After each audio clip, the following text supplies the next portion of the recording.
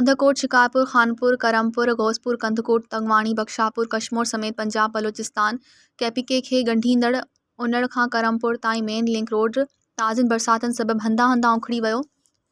सवे जानियूं हिन road single हुअण करे अॻे बि ज़ाया करे चुकियूं आहिनि।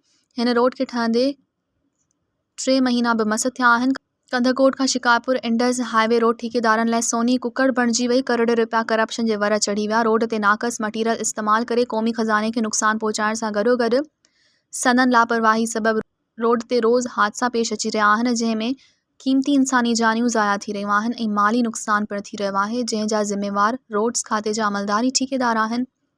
नेब सखर एंटी करप्शन खे घुर्जे त इंसानी जानियुनि सां खेॾींदड़ अमलदारनि ऐं ठेकेदारनि ख़िलाफ़ शिफ़ाफ़ इंक्वायरी करे खेनि कानून जे कटहरे में आंदो वञे ऐं रोड जो कमु कंहिं सुठी कंपनी खे ॾिनो वञे।